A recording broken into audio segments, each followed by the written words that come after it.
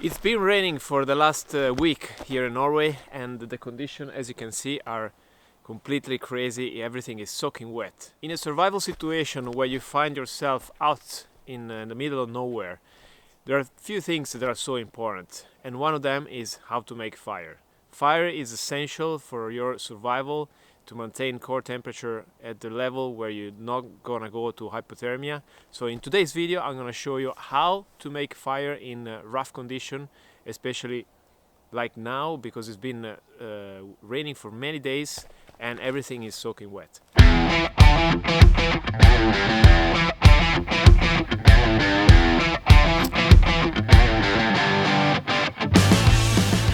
This is a big lighter, and I highly recommend to buy the same because it's the most reliable, sturdy, and it always works.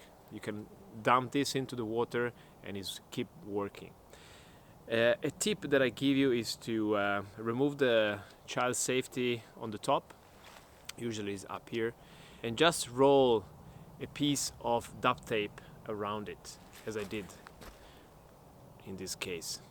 Duct tape is not just useful for as to repair things or like to patch things together, whatever. It's extremely flammable. So if in a survival scenario I need to make fire, I know it's not the healthiest and more natural friendly things to do, but it's an emergency. I can untangle, remove a little bit of this out from my lighter. Simply just pull it out like that.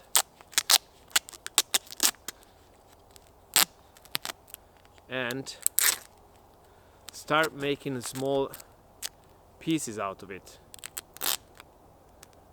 like so. Okay, so when everything is in pieces like this, simply light and extremities like that,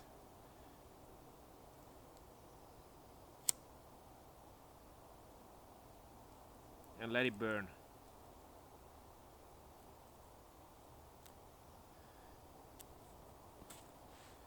You can see, it keeps burning for a few seconds, and it gives you the opportunity to light your fire.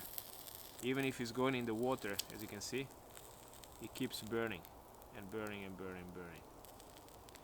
Because it's highly, there is the glue inside is very flammable. And you can use this, as a base, as a starting point to light your fire. Tip number 1 with your lighter. Tip number 2 is to always carry with you storm matches. This is so lightweight and it doesn't take so much space, so you can just stack it into your backpack no matter where you go. It can be a daily hike, it can be a multiple day hike, overnights, not overnights, it doesn't matter. It's really making the difference, and I will show you why. Okay, so I have my my storm lighter, but before I want to show you something. These are normal matches, and look what happened when I dump them in the water. Soaking wet. Doesn't matter if it's these ones or these huge ones. Fire this guy up, even wait a little bit. The great things about these matches is that in these conditions, if they're not wet, they can last long. As you can see, they have an attachment of flammable material that will allow the match to last for a long time, which is really good, and I recommend to carry some of those guys.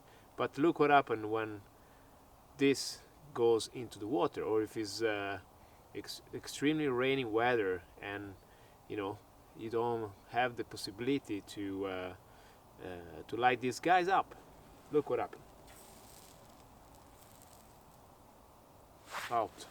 And I can't start again. And maybe I only have one. So, not really good.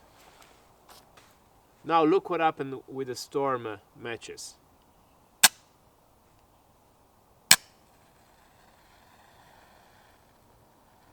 Keeps burning. And look. You see? Even if I put it in the water, it continues to burn.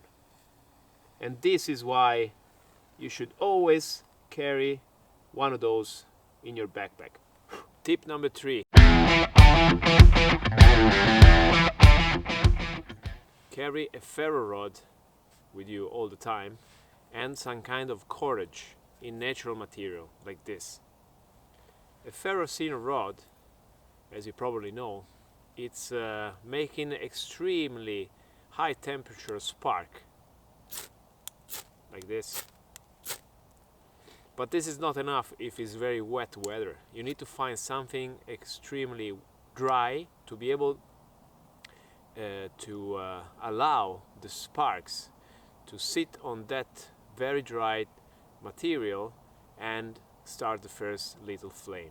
Okay, so let's start. We have our rope and we don't want to use all of it because we might gonna need some extra for, you know, building our shelter or whatever it is. So we're just gonna take a little bit out of it. So I'm making a mess here, so I'm untangling the whole fibers, trying to give it some air. So here it is. I can do more, and always in a survival situation make sure to take a little bit extra time, so you're sure 100% that what you're doing is gonna work. No plan B. Okay, so I'm gonna put everything together like that, leave it in the middle, and then to give even a higher chance for this to burn in a wet scenario, I'm just gonna scrap down materials from my ferrocene rod, so I will have an even bigger initial flame.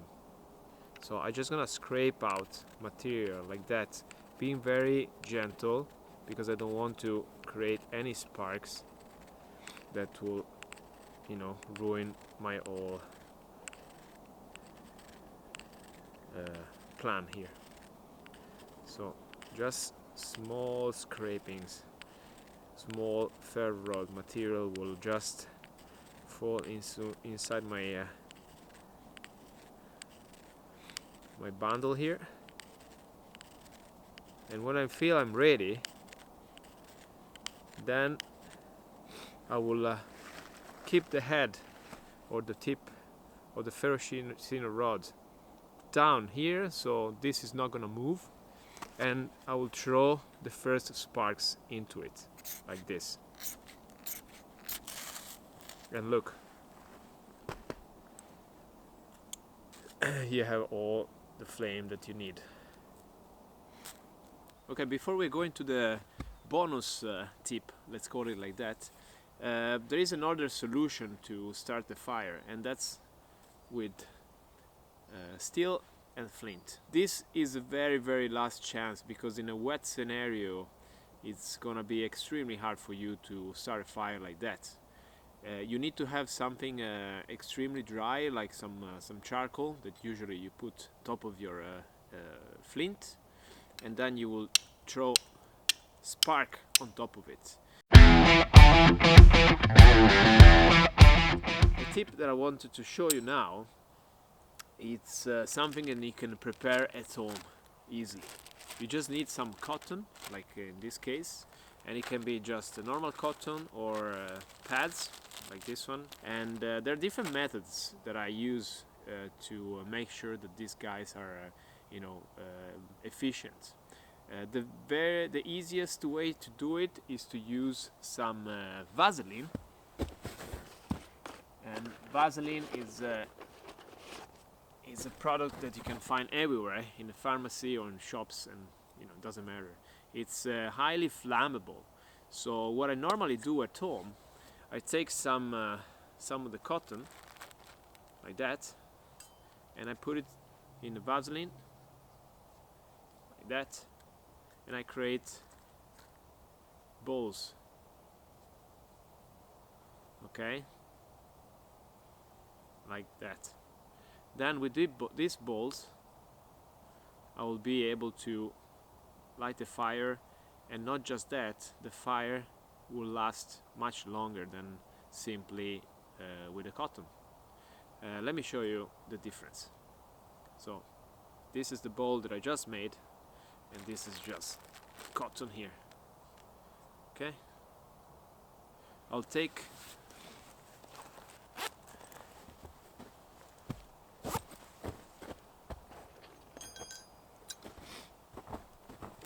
my ferro rod and light this one first.